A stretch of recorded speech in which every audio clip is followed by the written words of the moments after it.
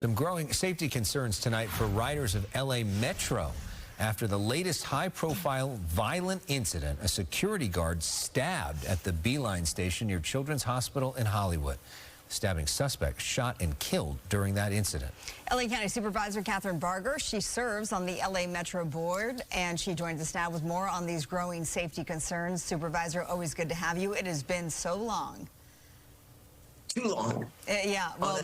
On an important issue today, though. This is an issue that's impacting everybody. Yeah, and let me start by pointing out, for those who didn't see it, you were in the midst of a meeting. You went on the record and you said, I'm on the board. I don't feel safe to ride the Metro transit system by myself.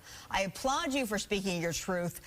Why did you think it was important to tell your truth, knowing that doing so could even further hurt public confidence?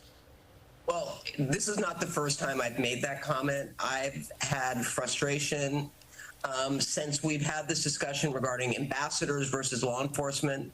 And I've said all along, it's not an either or, it's an and.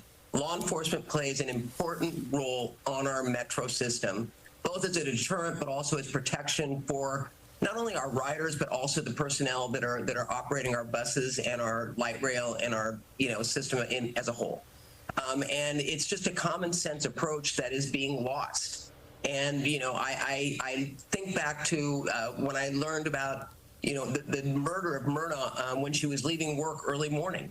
And she was transit dependent, had no choice. These are things that are unacceptable, and I won't ride it. I am afraid to ride it by myself. But there's some people that have to ride it. You have the luxury and they're obviously our most vulnerable people, and they're the ones who are really getting hurt by this. So we know that you have been far more pro-law enforcement than several other members of that Metro board. Can you take us inside the room, what the negotiations are like with that board? And do you feel confident that there is at least enough members of the board that are willing to do something that will actually make a difference? I am confident because at the last board meeting, when I introduced a motion, it was well received, which I would argue probably a year ago would not have been as well received. We know that there are things that we can do immediately. And if you look at our system, it's very porous. Not every criminal is a fair evader, but we know that the incidents taking place are by people that are not paying fares. We need to solidify, we need to strengthen the stations so that people have to pay fares in order to get onto our transit system, something that's not done right now. So, fare gate hardening is first and foremost. We also need to implement latching of our fare gates, something that's not done right now, so people can come in and out.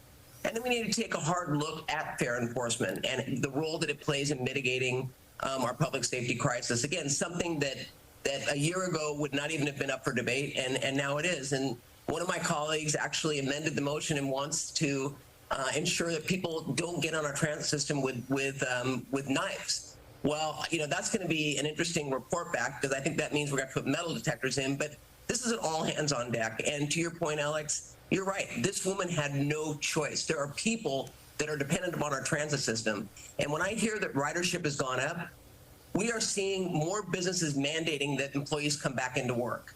So I don't know that necessarily indicates that more people feel comfortable using our transit system.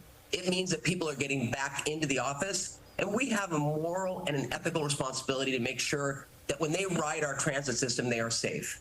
In 2023, the system had a total ridership of 285 million. That's a lot of rides. And those are people who's, really they're putting their lives on their line when they're getting on this transit system. We know that it's patrolled. This is part of the issue. It's patrolled by LASD, LAPD, Long Beach, Santa Monica, Metro, of course. Then there's the contracted security guards, the ambassadors you speak of.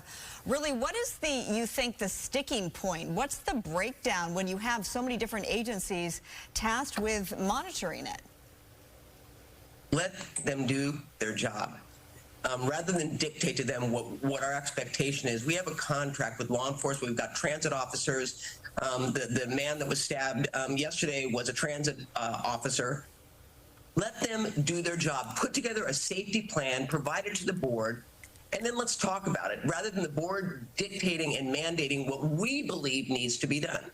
That's been my biggest source of frustration is that law enforcement should be at the table. They should be talking to us about best practices and making sure that we, in fact, are doing what is right and appropriate and not handcuffing law enforcement to do the job that we're paying them to do.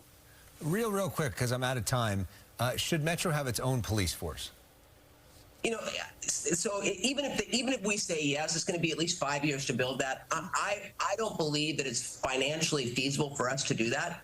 I don't think it's realistic, but I'm open to see what the report back looks like. But at the end of the day, you know, I look at the sheriff, I look at Long Beach, I look at LAPD, who are doing the best they can given the parameters that we placed on them to do it. All right. Well, we thank you for coming on and talking about this and being so frank, really. LA County Supervisor Kathryn Barger, thank you. Take care.